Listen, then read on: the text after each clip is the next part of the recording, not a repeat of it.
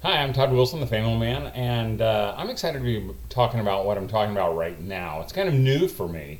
As my kids get older, as I'm around other homeschoolers, I see all the pressure that homeschoolers have on themselves and from others, and they kind of freak out when they get to that what comes after high school. In fact, it used to be they'd ask the seniors in high school, "What are you going to do afterwards?" But now they seem to ask earlier and earlier. My kids are in junior high or sixth grade, and they're asking them, "What do you want to do for the rest of your life?"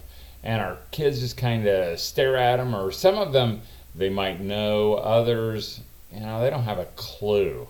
Um, and I tell you, I started thinking about this. I don't maybe every time about this time of year, because at this time of the year, what shows up in all our church bulletins are these little blue pieces of paper, and it has a little cap and gown. Maybe you can see it there. This is from 2015, and and and it has a list of all the graduates. And on the graduates, usually tells who they are and what their future plans are. And as I was looking at these over the years, I started to get this uneasy feeling in my soul, because this is kind of a pattern I started seeing. And let me just we'll read some of these. This is Landon Bueller, that's who's graduating. I won't tell you what school they attended because it does then list the school. And then it says, son of Doug and Sean Bueller, plans to attend University of St. Francis, starting the spring semester for music technology. That's the first one. Here's the second one. Trevor Cox, son of Jim and Traylene Cox, plans to attend Indiana Wesleyan University for sports management and business. Brandon Eckert, son of Rick and Diana Klotz, plans to attend Butler University, majoring in biology, minor in chemistry with a focus on pre-dentistry. Whatever. Here's Nicole Eckert. It must be a sister. University plans to attend University of Indianapolis, majoring in biochemistry with a focus on pre-med. Here's Joshua Hensley, son of Ron and Angie Hensley. His plans are undecided. Kenneth Smith, son of Bill and Diane Smith. His plans are also undecided. Zachary Smith, son of Paul and Kayleen Lewis, Zachary Lewis, son of Paul and Kayleen Lewis, plans to attend Cedarville University for Business and IT. Here's Joshua Frank, son of Brian and Teresa Frank. His plans are undecided. And then it goes on. There are a few more of those. Would you like to guess who the homeschooled ones are? That's right. They're the undecided. But apparently, the way I see it is that their plans aren't always undecided. I've even talked to them. I know one of them wants to be a farmer. Maybe one of them wants to be a mother. But here's the deal. Every year when the student is asked to give the information and they say, I'm thinking about working, or I'm working after high school, some secretary who, is just trying to protect them, doesn't want to shame them, and so they change it to plans undecided. Because we've decided, or we have said, that anyone who doesn't go to college is not as good as those who do go to college. And let me just say up front, this is not a college bashing thing. Even though I don't feel like I necessarily need to be the advocate for college, because there are lots and lots and lots, there are millions of advocates for college. What I want to be is not an advocate for one way or another. What I want to be is an advocate for your child. Because I feel a little bit like the homeschool Lorax. You remember the Lorax from Dr. Seuss? He was that little orange guy, in that very environmentally fueled Dr. Seuss, I think by the title, the Lorax, where the one slur, he's cutting down all the truffula trees, and this little orange guy pops out of one of the stumps, and he says, "My name is the Lorax, and I speak for the trees." Because, trees can't speak for themselves. I feel sometimes like I need to be the Lorax for the homeschool kids, because sometimes our kids can't speak for themselves, or at least we don't listen. Let me just tell you, my little background is, I went to public school. I went to a Purdue University, got an undergraduate and Bachelor of Science in Landscape Architecture, and then I got my Master's and Master of Divinity at seminary. So I'm plenty schooled. But I'll tell you, my mindset was different, even in high school. I can remember that I don't know how early out. This is how much I thought about what my plans were afterwards. I mean, a couple weeks before we graduated, someone asked me, "So, what's your class rank?" And I just stared at him blankly and thought, "They rank us?" I had no idea. I didn't know what my GPA was. I couldn't tell you what it was from college because it just didn't matter to me. But I went to college because everybody went to college, and I didn't go to any campus tours. I didn't check out them, get their brochures. I just sent them to the big state colleges in my state, and the first one who responded, that's where I went. And then all my brothers and sisters, they went to the same one too, because we're a legacy. I don't know. That's just what happened. But now, people are starting to go in. And the beginning of high school, or even in junior high, starting to look at their college plans. And again, this just reminds me a little bit of that childhood toy that my kids had that they loved and I loved because I could do it without too much thought. And it was this orange and red ball, and it was red on the top, blue on the bottom, or if you flipped it over, it was the other way around. Had little yellow handles, and when you pulled it apart, it had all these shapes that fell out of it. Now, on the outside were these holes, and they weren't just holes like someone punched holes in them, but each of them had a shape. So it was a round shape, a square shape, a cross shape, a diamond shape, a rhombus shape, and an octagon, and things like that. And my kids would, pick up the little shape off the floor, and they would hunt for the space that it goes in, and then I would have to help them, and then they'd plop it in, we'd fill it all up, and then do it again. It was called the Shape-O Ball by Tupperware. I had to look that one up. But the thing about it is that really the plan in the past has always been like this. We still had all the little shapes that fell out of it. They were all different sizes because all our kids are different, right? But this Shape-O Ball basically had one hole, a round hole. And if you were a round kid, it fit pretty good. But if you were a square, you might be able to push it in, or a rhombus, maybe you could squish it in and maybe it'd do okay. But for a lot of the shapes, it just didn't, they end up failing, not fitting that hole. The way I think that it's set up is that the Shape-O Ball of life, of after what was next after high school, has a lot of different holes. Because with a lot of different shapes, a lot of different options. But what I want is I want your kids to be successful in your eyes. Because sometimes, we train them in homeschooling to kind of think outside the box, and then when they begin to think outside the box, like all these homeschoolers on this graduation stuff, we're embarrassed, we're disappointed, we might even think that they didn't really achieve anything. I mean, I had some parents come up to me, we were kind of friends, they were very academic. I knew one of them was in the taught in a college, and they came up and they immediately started telling me about their kids, and they said, "Oh, one of our boys, he's working in the sports industry, he's making a lot of money, he loves it, he didn't go to college, we're okay with that, but he loves his job, and it's what he's always dreamed of. He didn't go to college, and we're fine with that because he's making more money even than his dad, and he loves his job, and it doesn't really matter if he didn't go to college." And after this person said that about 3 or 4 times, I thought, I can tell it does matter that he didn't go to college. And it doesn't matter if I can tell that. What really matters is that their child can tell that. Because it doesn't matter how much they enjoy it, how good they are at it, how much they make.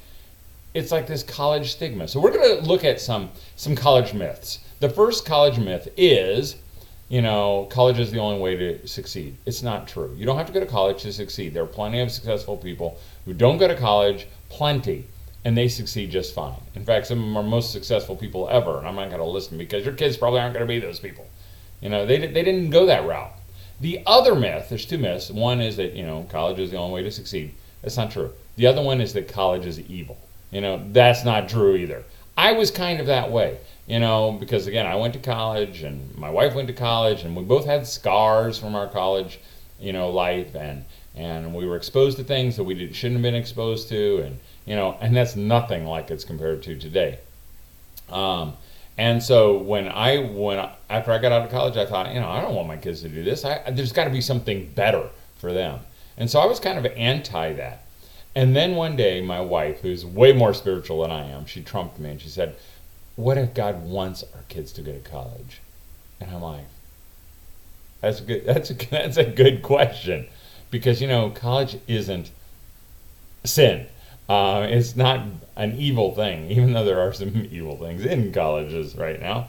But your child might need to go to college to do what God would have him do, or to get that that training. But here's some those were college myths. Here's some college truths. 40% of them go to college and don't use that college degree later, or they get a job that does not require a college degree. And another one is that colleges aren't preparing kids like they used to.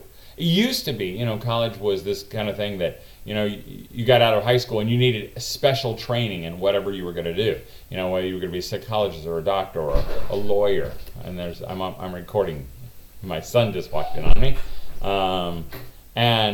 But that's not the way it's not so much that way. In fact, some of the colleges are saying, no, you might need a 4-year degree, but you also will need some special training afterwards to get a job. In fact, I was one time speaking at a camp, and right before me was the president of a college, Christian college. It was a huge college. It was maybe one of the biggest and most expensive in the country, about $70,000 a year to attend this thing. And as I was listening, it was just the very end of it. I don't even know what he was talking about, but at the very end he said, a lot of parents ask me, will my kid be able to get a job after they get to college?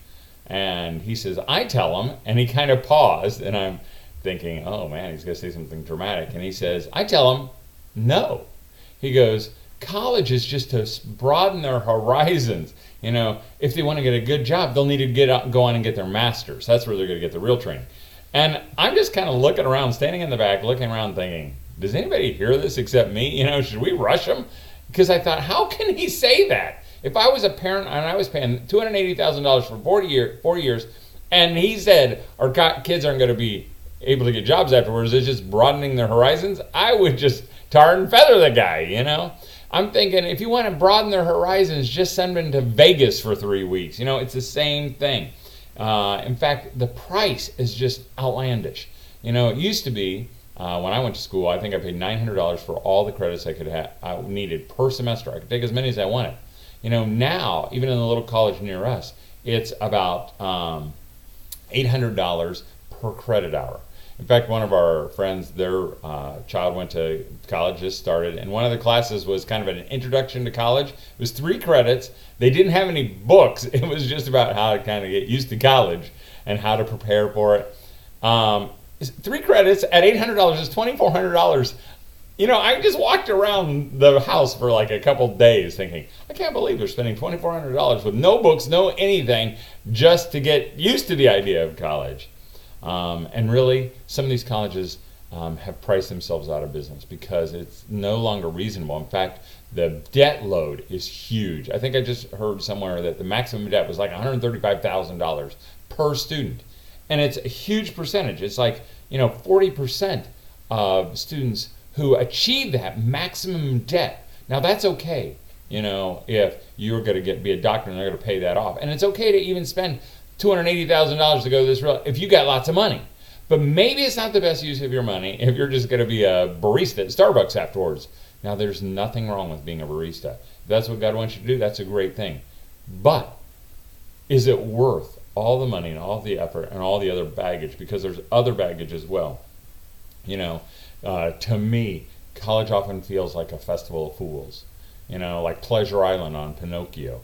It's just a bunch of kids having a great time and being fools. In fact, even my father-in-law, who is really pretty pro-college, he's made the comment, and my mother did just even this past weekend. College changes people. That it's amazing how these people walk with God. They get out, they go to a college, and now they're no longer walking with God.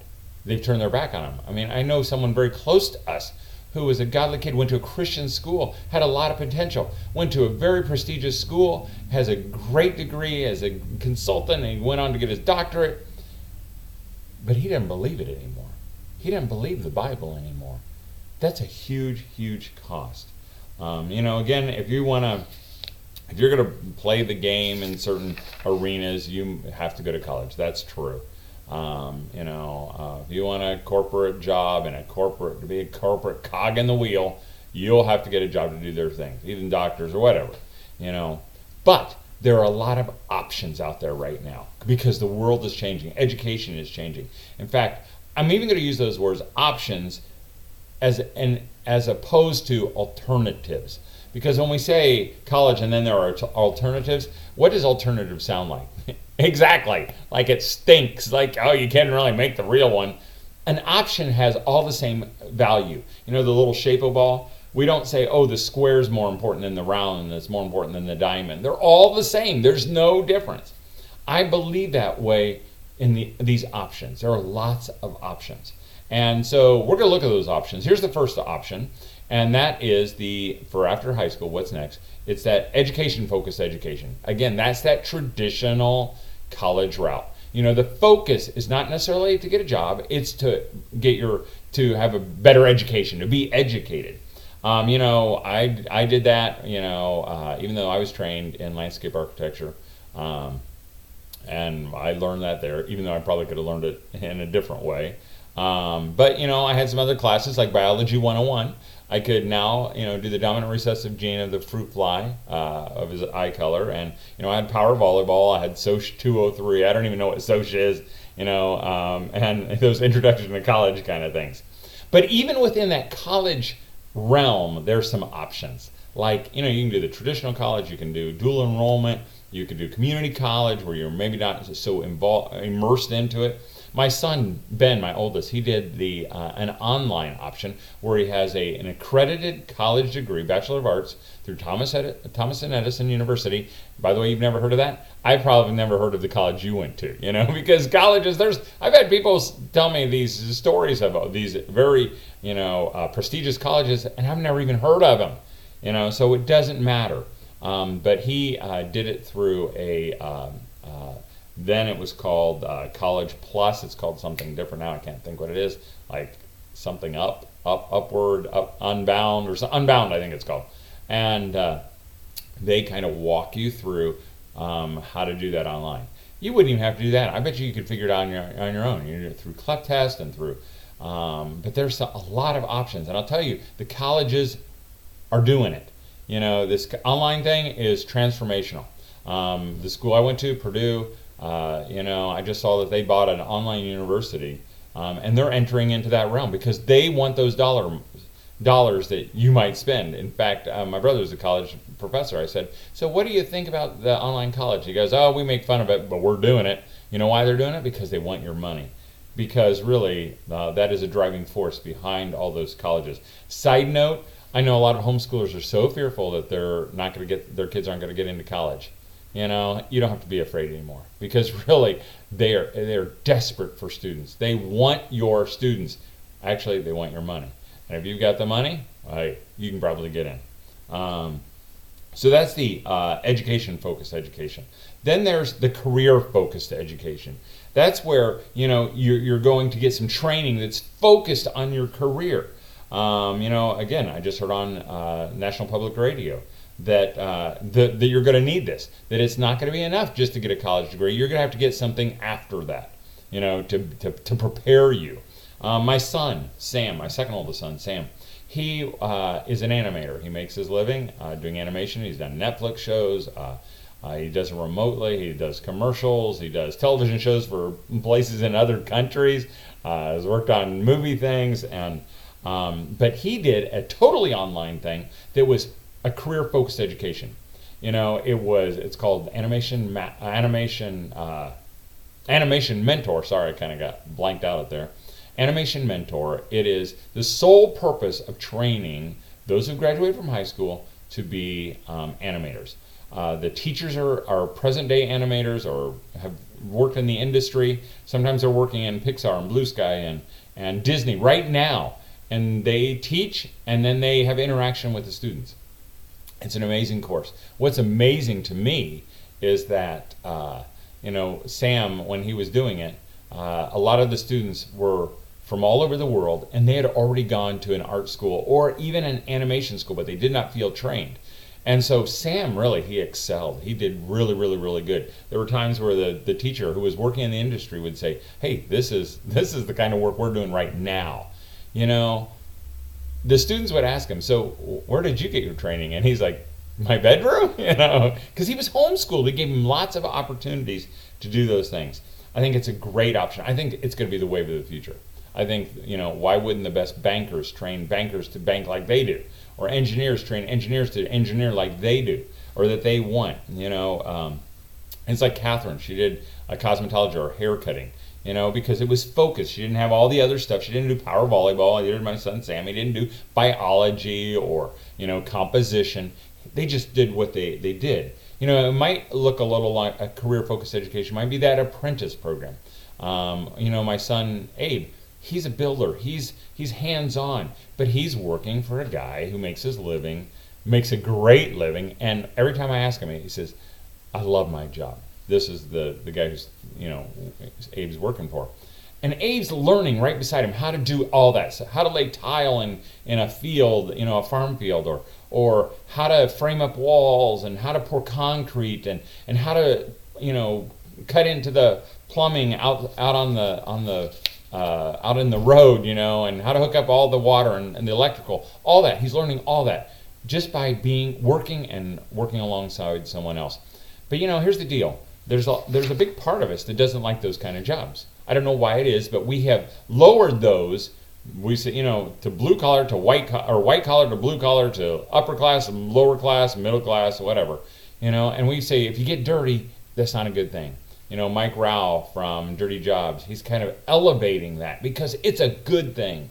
It's a good thing, Mom and Dad, if your kids work, and they get their hands dirty. I mean, I met a guy who was a lobsterman in Maine. I mean, how cool is that? He didn't say lobster, he said lobster.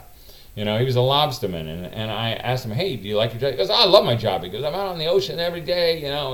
You work hard, you feel good." And I'm like, "So do you have some kids?" He goes, "Yeah, I got a bunch of boys." And he goes, "Are they going to be lobstermen?" He goes, "Oh, no, I don't want them to be lobstermen." He goes, "I want them to do something, go to college and get an education.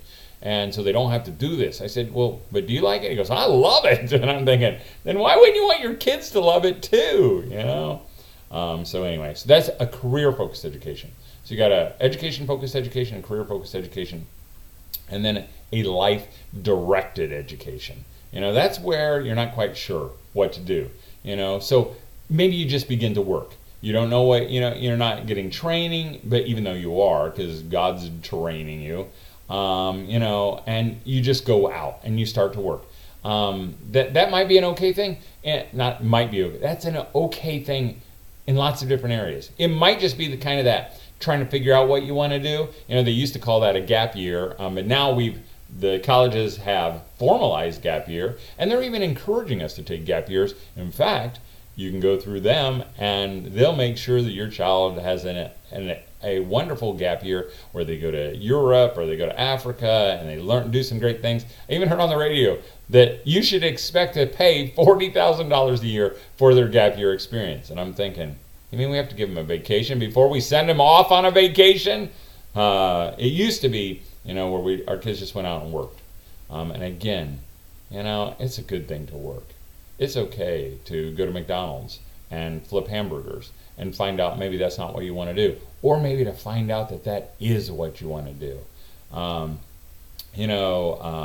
Lots of different things. My son Ben, he was working around a high school. He worked at Staples. He worked at an AT&T store, and I tell you, he rose to the top in weeks. Because they can't get good people. They can't even get somebody who shows up 3 days in a row. And if you can just be that way, you will achieve. You will succeed. In fact, some of that life-directed education or just life, it might be where you just go out and you work in a tire shop, or you go work at a bakery, or maybe you just want to be a mom. Is it okay to just be a mom and not have an education to fall back onto? Yes. It is. It is a glorious thing to be a mom. It is the highest calling of a woman who is a mom, And my sister-in-law, my daughter-in-law, Rissa, she feels that's all she's ever wanted to be, is a mother and a wife. but she still feels like others things she didn't really achieve. In fact, I met a girl who came up to me after this talk one time, and she said, "Oh, Mr. Wilson, I'm so glad you said that." She said, "All I've ever wanted to do is be a mom and a wife." And she said, "But when I tell people I want to do that, they just kind of look at me like I have worms crawling out my ears. They don't know what to say, like, wouldn't you rather be something else or something more?" She said, "I got so sick of it." She says, "I just started telling people I wanted to be a forensic scientist." She says, "I don't even know what a forensic scientist does." But they're okay with that. I tell them that, and now they're like, "Oh, yeah, that sounds cool." And I'm like, that's shameful. We should be the ones who elevate our daughters and our sons in the calling that God has called them towards. So anyway, so you have those kind of options. Those are the options. Maybe there are other options I haven't even thought of. But God's behind it all. So what is our role as parents? First of all, I think you don't need to be afraid. God's got this. It's not up to you. It's not up to you to get your kid, where they're supposed to be. I used to think that, that we took this little lump of clay when they were born in our house, and then we kind of shaped and molded them, and then when they finally left, they were perfect. That's not true. They're going to have some lessons to learn along the way, and God's got to complete what He finished. So I don't have to worry about it. If my kid gets to a year or 2, 3, 4 after school and after high school, and he still doesn't know what he wants to be, that's okay. There's no pressure on him. Whether that might even be, in marriage. My daughter, she was like, as homeschoolers, I don't know what it is, but they're young and they think they're going to be old maids when they're 15. And I'm like, honey, God's got to bring someone along. He knows it's the desire of your heart. You don't have to sweat it. And it only takes one day for that to change. The same thing in a career, for your sons or daughters. They may not know. I have my son Sam, who's second, the animator. He's known what he's wanted from birth. My son Ben, who has 2 children and a job, he doesn't know what he's made for yet. And it's frustrating sometimes, but I always tell him, don't worry, God's going to make it clear.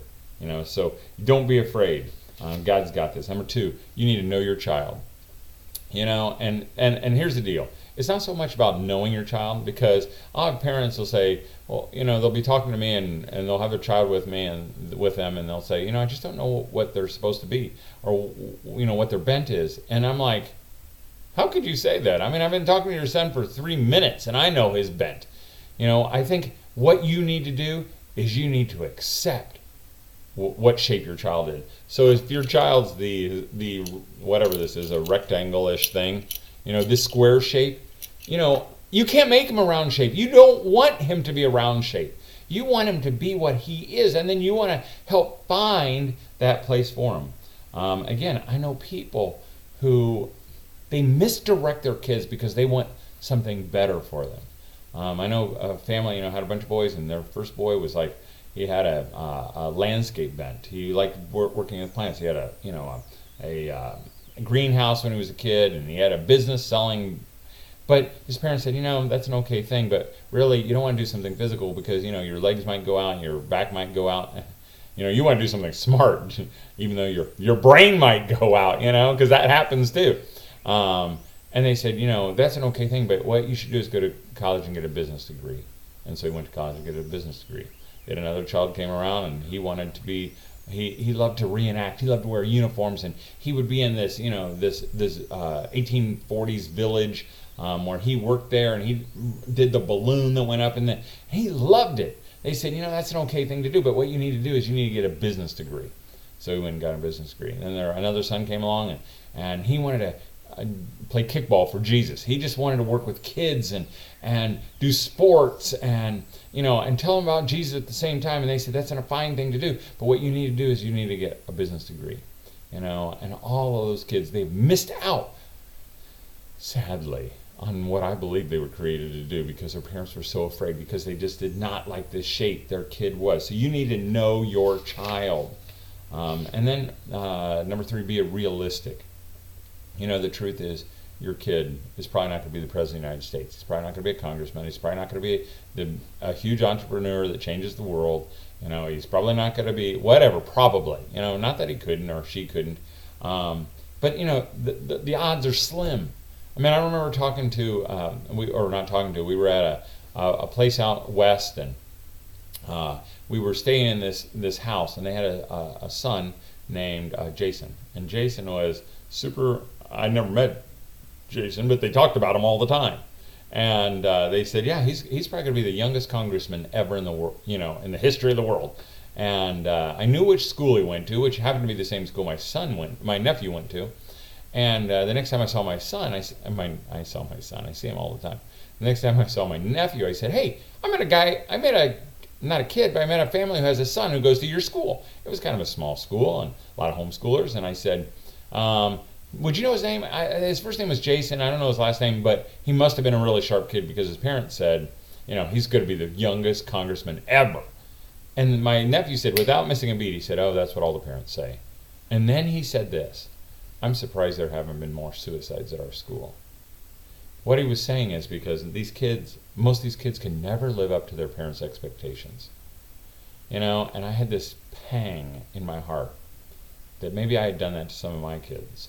That I'd put high expectations to be the best. I used to tell my oldest son, oh, you could be anything. You could be the president of the United States. If anybody could be, you could be, Ben, because you're passionate. You're articulate. You are filled with truth. And yet he was working at an AT&T store, didn't know what he wanted to do. And so I went to him and I said, hey, Ben, do I ever put that pressure on you? And I was hoping he'd say, oh, no, you don't ever do that, Dad. But you know what he said? He says, yeah, Dad, you do sometimes. And I decided right then that I would never do that again. And I haven't. It's okay. It's okay.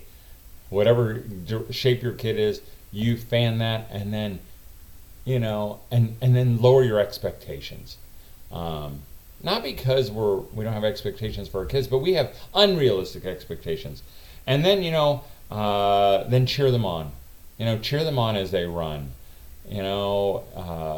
Let them run, let them fall, and just go, go, go, go, go. We're that cloud of witnesses, that we're following them. Let them fail. It's okay to fail, and know that God's got all this.